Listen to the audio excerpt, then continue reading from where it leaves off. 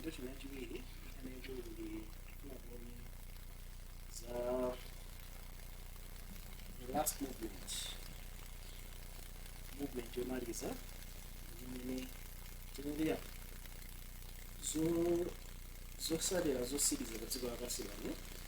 imene zidakhale zomaliza ng'ombe yapeni napeka comment chokutopelekaso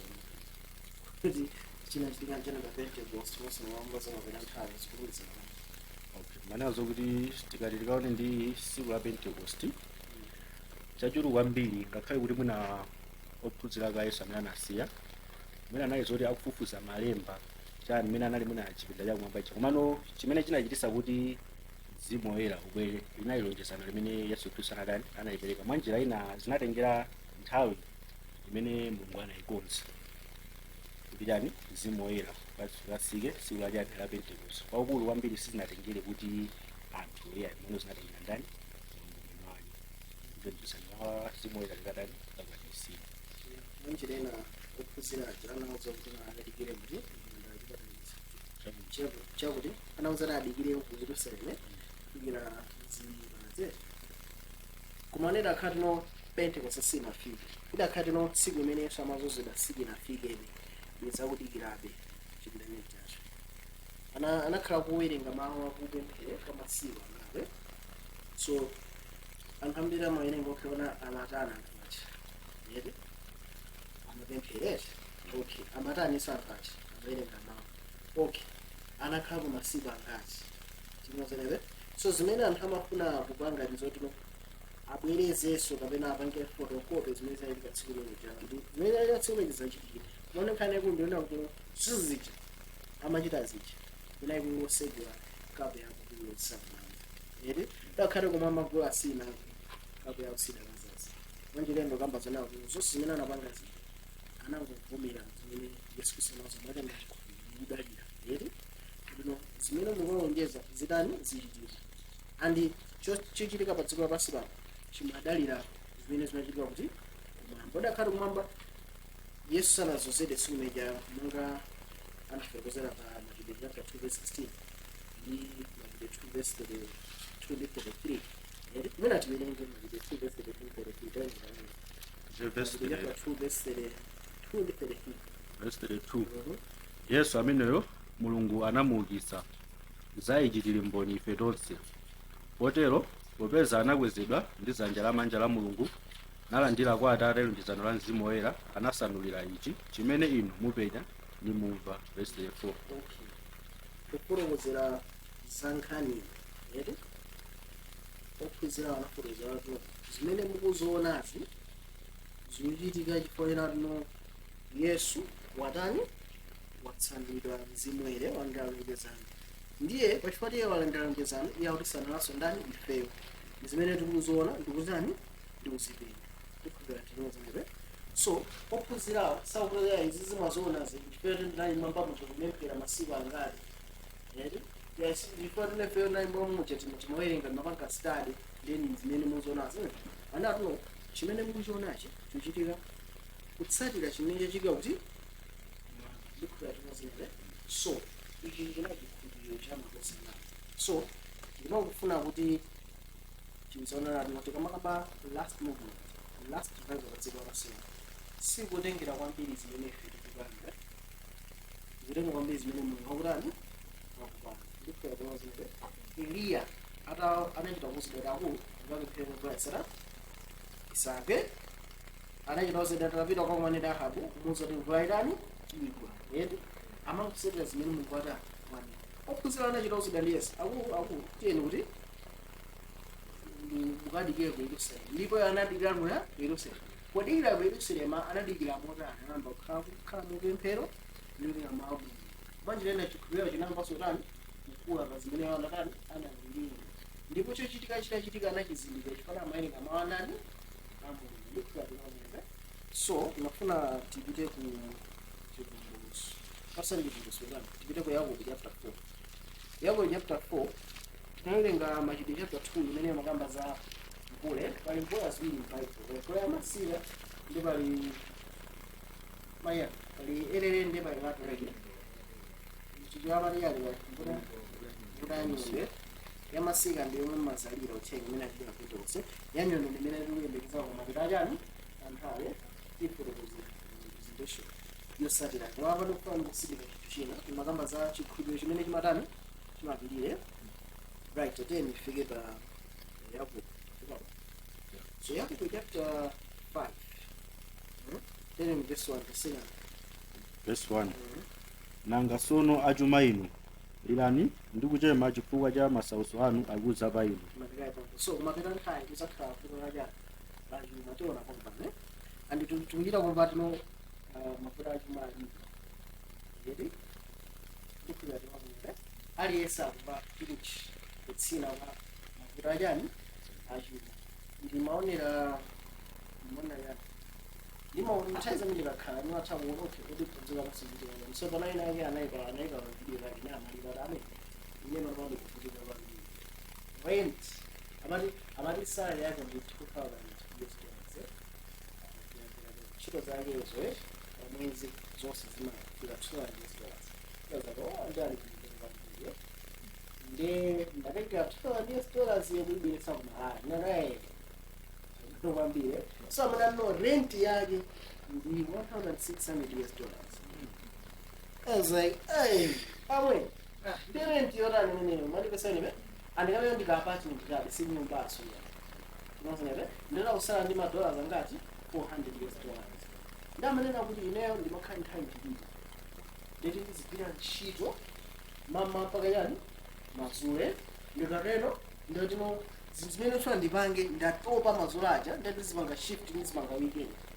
weekend je makhasi ndatopa kwambiri ndeti zipanga shift zina ndizipanga Saturday ina ndizipanga Sunday ngati mwina kuchapa kwanga iro njani ngonezo se wozi ndamafika je kulira watamu ndino moyo nchilange ndi imeneyo and then napita kuma comments amwe nali esana kudanta ngabati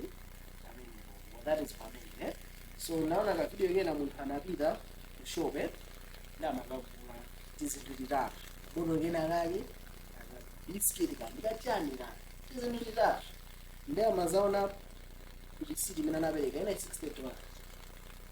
$60 itaibelesa kuma ina hizi drama zori kuma kuno sizo kutoka sori so nkandi ndimo kana yuma kwa America nasali masiri and so America woka kuna uli kosa kama ya not my see right tembezi ndao ya verse 2 chuma chanu chaola ndizovala zanu zajiwa ndi njenjete so chuma chaola ndete tukamba za inflation yele ndikuda tuone inflation ndimaiziwe kandi 5000 akati tabangati valuation ya 50% ndeti 5000 ikhala yomweyo komano zimene tagule ikhande tizatusala basi ndeti so akule chuma jadani cha wola cha tembiza ndaja verse 3 golide wanu ndi siliva wanu zachita zimbiri ndipo zimbiri lake lizachita mboni zoneneza inu ndipo sizadya nyama yanu ngati moto mazikundikira chuma masiku osiriza verse 4 so nkhani undo no anthu ambiri alemera ndeti koma chimene chimachitika sizachimakhala bwino anthu ambiri akamalemera makhala makuzu anthu anchito awo ine sinoza zimakhala munthu otino akulemera ndi antchito ake sakusangalala morani ndi ochepa kwambiri anthu ambiri ona makhala lemera amafinya antchito ake tino ngati mwe makhala tino kulendeka ndimwe wakafinya ndi juice wakuda ndi kuchita kuthira mu madzi ndikufinya soka chiti yese chitani chitemo ndimene anthu amafinya azizawo msukani kuti no wafinya ntchito awo ira nena amwe iyi ndi hard labor so anatu mapena nthawi chuma mwazikundikira chuma masiku lani osiriza panopa zafika pachiona roma athawa zokusa pamoyo wa uno paiso china chikambana kuposa chuma zimafika amene bobo kuti no pamono paiso china chikusa chuma zimalekesana ndi mapanga zawo jenzanyani za tezina mathatani zimapatient nyane for me sina inkhani kuti ndo ndimetenga ngati as an internet so ndihambira amwini muzichaja mulemera nazo zana kulemera ndo zani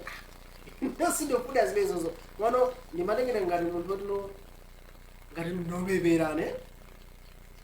amene ineyo ndimamuzilingata mukwadwala andipeza ine ndizanga nyaka ayi mungu nthandize ndinozenere so Unoba imakanga tuno ngani tonopanga chisikukiza ndi ndalama lero njimanazi. Yedi? So zafika biliyo verse 4 ya. taonani mphoto ya ntchitowo anasenga minda yanu yosungidwa ndinu wanyenga ifuula ndipo mafulo a osengawo adalowa makutu a ambuye wamakamu. Verse 5. So anthu ambiri amene ali ogwira ntchito. Yedi? Samalikidira malikidire ni anthu ambiri amene akugwira chi working class ni imene opangidwa yani before that. Tikaona economic system imene inakhazikitsidwira dziko lapansi pano imenena kuti no imafinya anthu amene ali working class apanga benefit ndi 1% yapamwamba yokha ma ena anonse makhati mukutani mukufinyira ndi ali yakuteni. Verse 5. mwadyerera pa dziko ndipo mwachita zokukondweresani mwadyesa mitima yanu tsiku lakupha. Verse 6. munamtsutsa munapha wolungamayo iye sakaniza inu. Verse 7. ndemupene pamene sizikuchitika eti pamene chuma chasokonekera sizikuchitika ndemu verse 7 ali yateni. Verse 7. potero lezani mtima abale kufikira kuza kwake kwa ambuye. Okay manibepo so abale ndi anthu amene akudikira kubwera kwa ndani kwa Yesu. So that akulu muleze chani muleze mtima mwanji tena anthu amene akudikira Yesu Khristu azakhaluso nawonso akupeza kana mafuta ngati amene tinosenere ni mafuta amene atadze dzikosera yani lapa. So akuzana muleze chani muleze mtima tiyeni ndaliya. taonani wolima munda alindira chipaso chofunikatu cha dziko ndi kuleza mtima nacho kufikira chikalandira mvula ya nyundo ndi masika. Verse 8. So ndirena kuti wolima munda amadikira mpaka atalandira mvula ya masika ndi ayani tikuona menepe. So the area military rain ikufunika ibwereso nthawi yake iti around nthawi yake iti yomweyo. Verse 8 ati yani. Verse 8. lezani mtima inunso limbisani mitima yanu pakuti kuza kwake kwa ambuye kuyandikira. So kudza kwake kwa ambuye kuyandikira pamene njira chitike nchani pali ma events awiri atchula chimene chitakanise kudza kwa ambuye kuyandikira mvula yanyono ndi ayani ya masika andinotonotwa mapeto ake kwa zonse kufika kubwera mvula yayani yomalizira pelatari tinaona amenepe right. Komano izizi akungotonikira kuno leze mtima pana uzakhala zinthu ngati yani chuma kuta sokunikirabe nawaza abayero muleze yani muleze mtima manthawi yomweyi nditi bwera kwa Yesu kwanani kuyandikira ndi mvula ya masika izatani izaperekera ndikukhulupirira tinozenepe right. So tikutha kuona tuno pochitika zinthu zili koma chinthu chosimikizira kwambiri kuti tizoona kuno zafikadi kumapeto ndikuti tikulandira yani mvula ina tikulandira tiyendera inadiya. Verse 9. Verse 9. musayipidwe wina ndi mnzake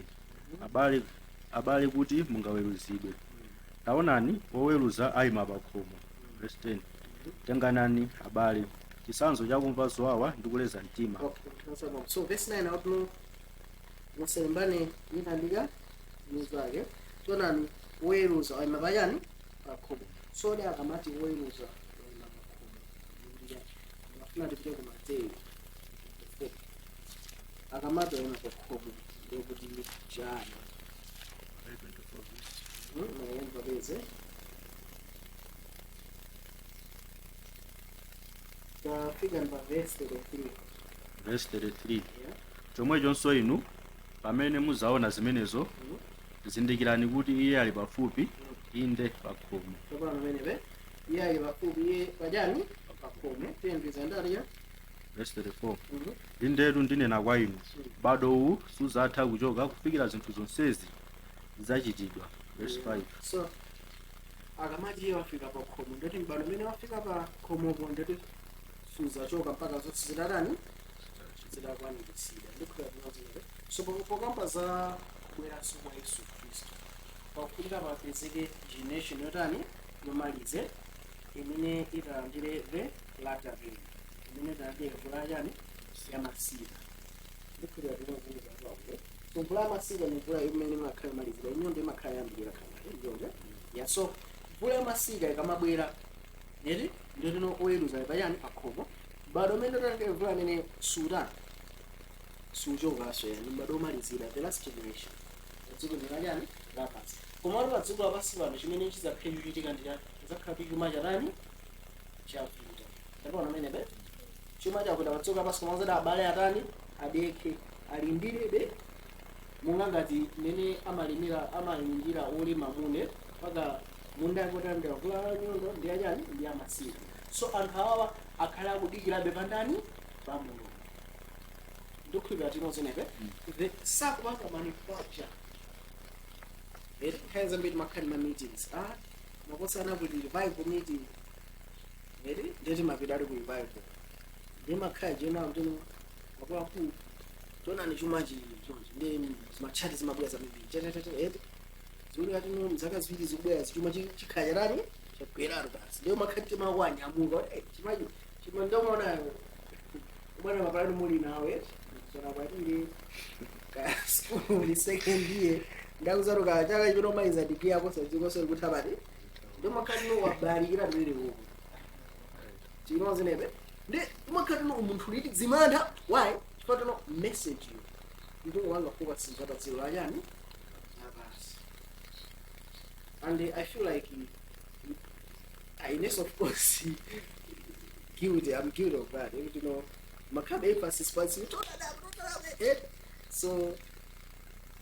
and I'm a journal match. The woman having a woman to bank of Zendion. No, and Maso Afira, meaning Maso Afira, they died as a kilo. Easy hard with the eggs. One kind of EA now. The many Chumaja so again. A Christ as a king at the Tabayan, Abasia. Adigiri debandani bamu kana ngondo digira bantaya yake andani ya mufarmu ngwani ntayi mina atawangeza ndozana tinoze nebe ifika songa studigira baye akaba samvula yake lero uza bayani alibakuma and zigateno chimene chikusazira ndija mapeta yani mapeta tinoze nebe na nafuna ningokulimbikisana presentation ndi yakudu kwambiri nafuna ngokulimbikisana mapeta today ndikunuka chapter 21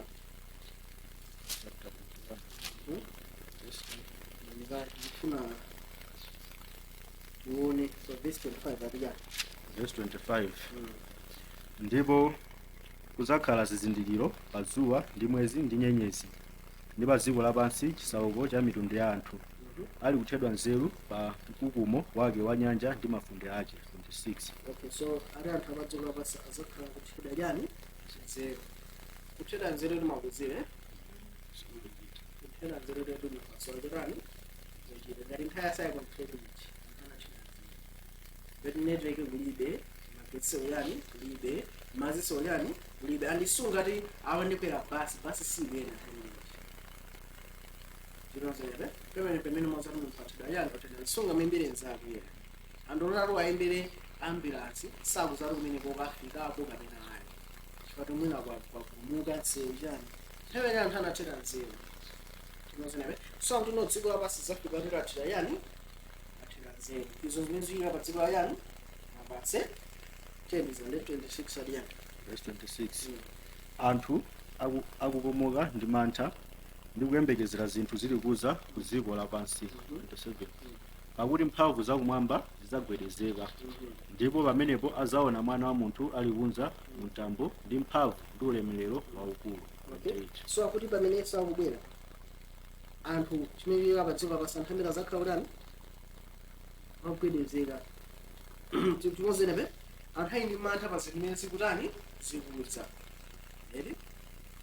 tifatiti nthenda ichinakuka inakuta 2019 yachifuwe silingayichule patathabidi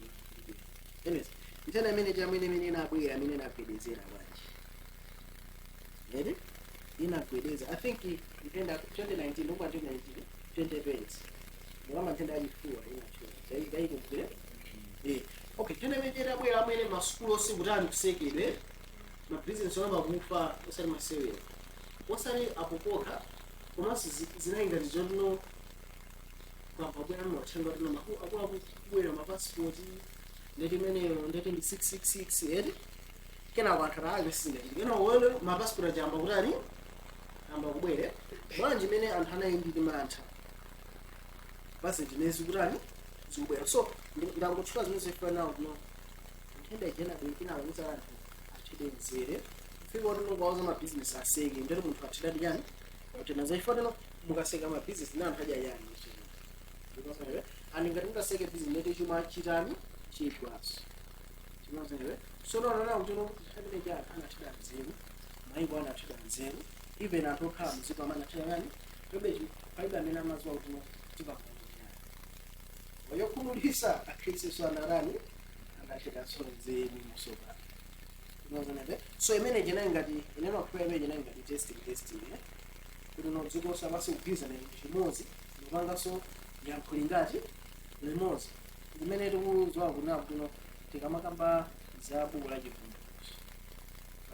17 zitho zangatitsirade gazito lajani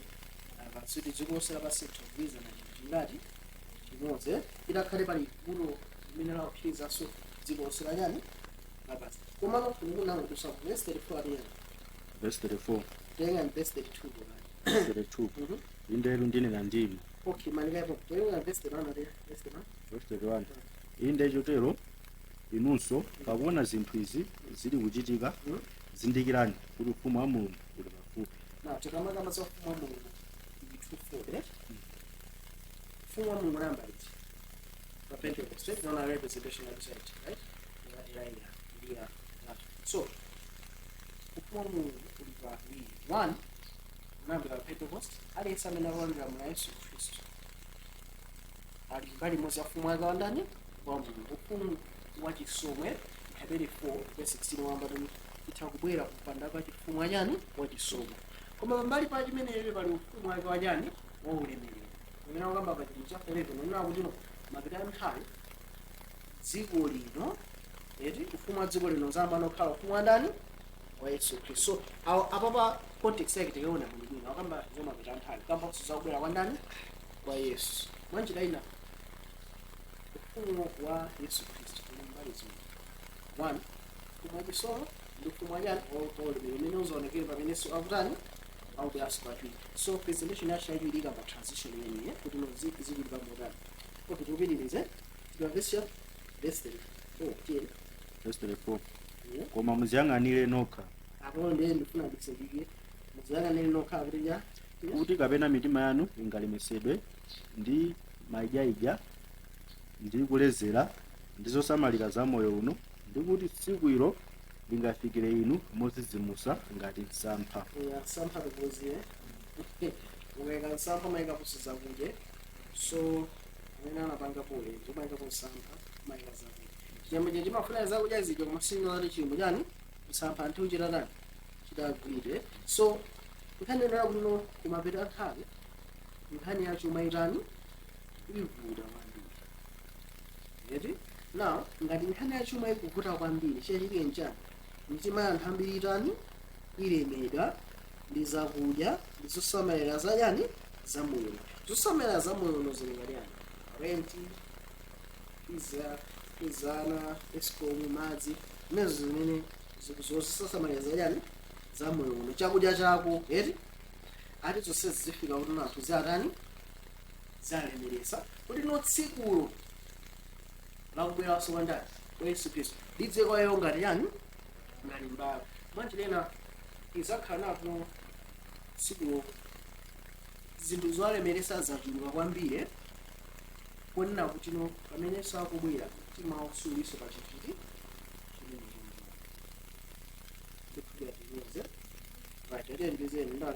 verse 5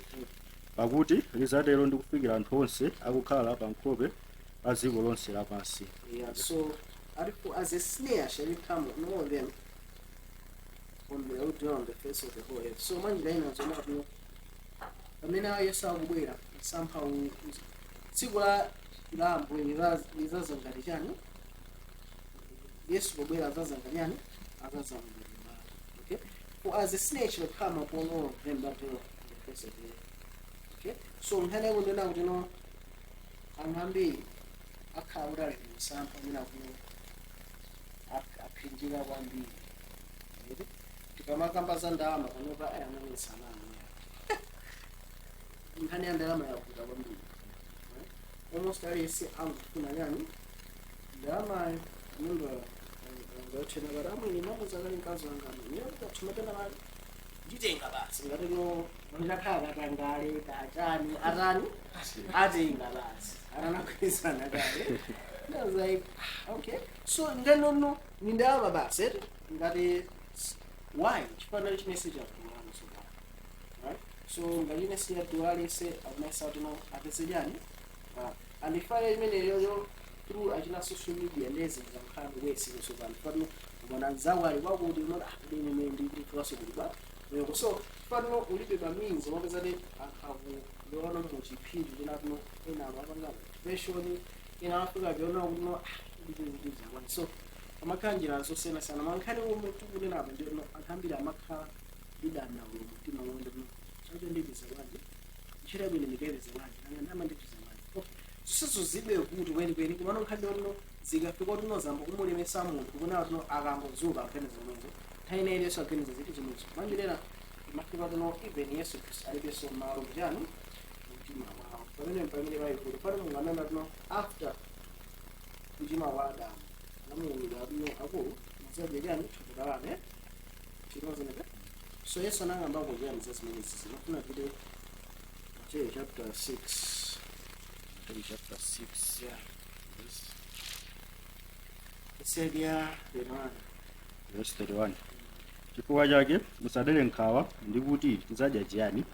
kapena tizamwa chiyani kapena tizavala chiyani ndikuona mene so ati tisadere nkhawa yazo zithu zonsezi tizavala nyani tizamwa nyani tizere nyani fanyanana kuti chani Mulungu kudaku zatentha izi zibwera tsamze akuziwe yaso ngati Mulungu akuza zonsezi ife tibwera njinga let's take charge pakuti anthu akunja azifunisa zonse zimenezo pakuti Atate wanu wakumwamba aziwa kuti musowa zonse zimenezo so Mulungu akuti zara ali ngalali padziko basi azakhaso nawo sakusowa zili zomwezi koma anthu akunja chechikulu azakhala akusowa zili ndikwana nyimbo zambiri panopa makazi akaucha ya maliwe amakonda kwanga glorify zimani nazo ni ndalama ichakudya nyumba ndichane nokhala sindizokuti no angupanga flash chinthu chodzula kwambiri tinozonene so kuti no anthu akunja amasaka zili zimenezi eri ndewa kuti no Mulungu akuzowa kuti mufunika chakudya zizati mufunika zovala Mulungu akuzazi kuti zisizimumatani mazisona ngati muli munthu right ndefere twali ya verse 32 33 koma muthange mwafuna ufumu wake ndi chilungamo chake ndipo zonse zimenezo zidzawonjezedwa kwa inu so kuti mwambe kai mwasaka ufumu kandani wa Mulungu manje lena mapita nthawi pazakhala ndithu na balance awiri ndipeze ndalama ndidya chani kuna kuti ndiyashe kuti ndiyapizangeka so number 1 izakhala chiti chimene chonje o number 2 izakhala kuti no wa Mulungu ndo ubali ndi Mulungu nanga mwa Yesu Kristu ni mwaine zinthu ziwiri izakhala kuno zikubidisana naso kana afika kuti na amulipempha ko ojebesa eti wa ifana no akufunisa sara tizanyani zothangira Mulungu ndakona ndo zothangira Mulungu ndiwo zose mpana nikupereka chisanzo ndimakamba zona kuti pamene Yesu ankabwera koyamba anthu a mpingo wa Israeli anali ngati akapolo chifukwa malamu ndapasipalume ndozonere ndana zinachitika kwa nthawi itali zinafika kuti zamba walema anotsopano ndakamwayenga mwa Mulungu anafika kuti no amonato Mesiya akamabwera afunika za tchole Aroma chanosopano chikuona nene mpaka Yesu atabwera anakanika kutani kumulandira chifukwa chake amafuna kuti no Yesu akabwera amupangisa akhale mfumu iye asakufuna mukaenga hane chapter 2 azinyayo kuti anthu ambiri anamutsatira Yesu koma iye sanazipereke kwa iwo fananazo chimene chili kati mwandani mwa iwo so anthu anali ozozeka in terms of kalamuliro sizinalipire. Now pamene sabwera sekachiri baibulo likuza ifonena kuti chuma cha dziko lapansi chitani chisokonekera leni ngopereka chisanzo munthu akamboleka takuwakuwo ndikutenga amirapo mani kumaza zabwanja ilozonene pana pasafika paja panena kuti ndikupereka chisanzo wina aliyense akakhala kulembera ndi mulungu ono munthu atakhala akupanga zesikuza mulungu atakhala abasa ndi mulungu ndikupereka chisanzo you can't avoid zinthu zinazo. There is this chant by this other lady amati jedu right so ndimapita kuma comments kuti ndione kuti anthu akuitana pita kuma comments aletsa kuti chacha mulungu chacha mulungu chacha mulungu you play the video mbona kakulimba gospel upanga play video zikuchita kususana sinema yake mamu ndio ndo okay mulungu akanga ku play roho yanji ndimazoneka mulungu wagwirako dzanja lanji mpaka now panopa zafika choncho kunatino ngati walemera ndine mulungu amene watani walowera kuchifukwa chake panopa chimene anthu akufuna kwambiri ndi mpulumutsi amene angatese mavuto awo achuma. Okay, so mpulumutsi amene angalandilike panopa yekha amene angatese mavuto awo achani achuma. Now Yesu Khristu akufuna atipatse ndi watu akupatse kumene ndi chiyero chinozeneka andi zimene zini kufotokoza yakuna kuno chifukwa chake kuyambira anthu anakana Yesu Fatima sanatizane ndi maganizo awo fanana ngati mpulumutsi amene akubwera kuzakhalitsa ufumu ngati ngati uli ufumu ne iwabwino pawo maatani achona amene aliya ufumu uli kali mwandani mwaine pamene Yesu akuyase kachiwiri chinthu chimene chikakhala chisampha kwa anthu osapadzidwa pansi chachikulu chioneka kuti ambiri azakhala alemetsedwa izenso azadziko linalani lapansi adajani baibulo ali nayo kapena alibe nyumba ali nayo alibe ali malo alibe right zinganizo no panopa imakhala ngati ndi social status ina no imakhala ngati no chimwemwe yoti no chimwemwe ndiyani chimwemwe ndikukhala ndi zinthu zambiri zosoka wina akana apanga post kuti ndikazakhala ndama nzakhala sanga right so ndio mamfuso roke ngati zile zilizoona ndilikuwa yani tikamba kuna makosa nani okukula ba internet nganga check the celebrities who are the best in New Zealand arami ndama banga internet amameze ndi arami ine mbona ngati no ndikadani ndikalemera ndikachika ndi kaobona mbona awe tizona anoba ndi depressed kwambiri and how they know